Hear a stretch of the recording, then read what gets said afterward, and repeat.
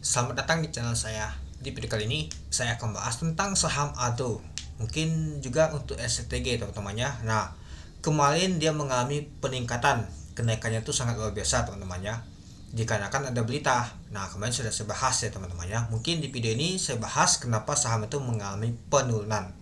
Ya, seperti biasa sih teman-teman. Ketika ada berita, ada good news, ketika sore hari besoknya langsung digoreng, kemarin aja langsung open gap ya teman-teman. Itulah kenapa saham itu naik itu lumayan tinggi banget kemarin tuh teman-teman. Ya pastinya besoknya akan terjadi nama itu koleksi turun dia teman-teman, itu dia.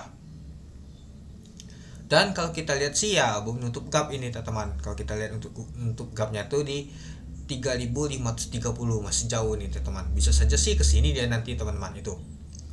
Dan kalau kita lihat sih untuk pemetasasi di kemarin di tanggal 13 September tahun 2024 itu lebih kecil dibandingkan kemarin teman-teman di tanggal 12-nya.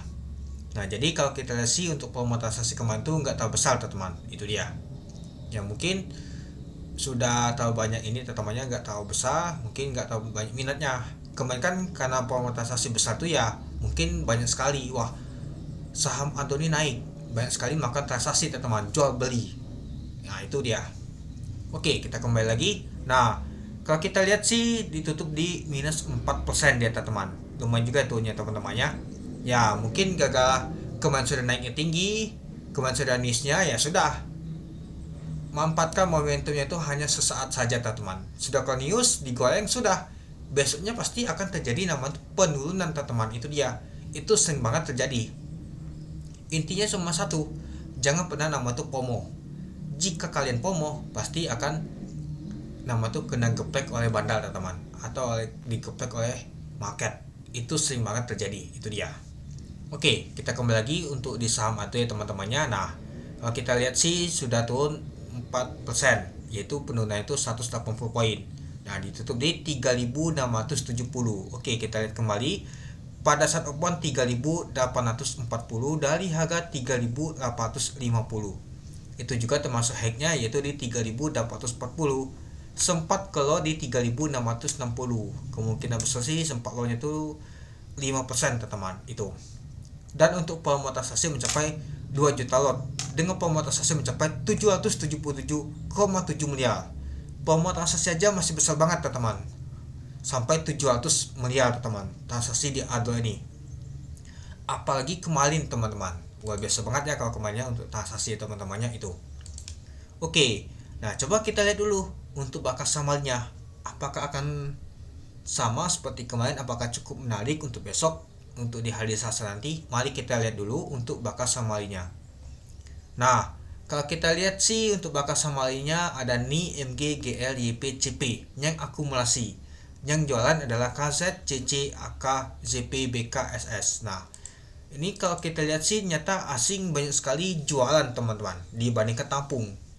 Tampung dikit banget, anggap saja nggak kelihatan sama sekali yang tampung untuk saham ADO nih. Malah banyak sekali yang jualan untuk saham ADO nih asingnya teman-teman. Mungkin karena sudah tahu nanti gimana jadinya ya mereka jualan dia teman-teman saham ADO nih. Itulah kenapa tekanan untuk kemarin meskipun ditutup 5%, itulah asing tuh ternyata ada jualan dia teman-teman itu ya, kita sudah tahu sih. Nah, dan juga kalau kita lihat di tanggal 12 kemarin asing sudah akumulasi teman-teman, dia beli ya mungkin sudah saatnya nama tuh taking profit, apalagi BK paling banyak dia tampung. Sedangkan untuk di tanggal 13 kalau kita lihat teman-teman ini dia, nah si BK ada jualan juga dia tapi nggak terbanyak teman-teman itu. Jadi kita sudah tahu ya. Nah, banyak sekali yang jadi pertanyaan teman-teman. Nah, ini kita lihat dulu.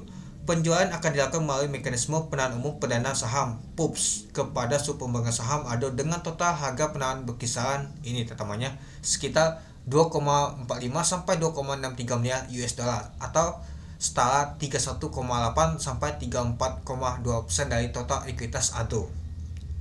AAI sendiri memiliki posisi setara 52,9% dari total aset ADO dengan pendapatan dan laba bersih masing-masing 89,4%, pendapatan 104,8% laba bersih ADO. Dalam transaksi ini ADO mempertimbangkan untuk membagikan dividen tunai kepada subpemegang saham tercatat perusahaan sehingga dapat membantu mendanai. Nah, banyak sekali pertanyaan teman-temannya. Nah, apakah saham untuk AI ini akan IPO? Nah, itu paling banyak sekali yang jadi pertanyaan itu dia.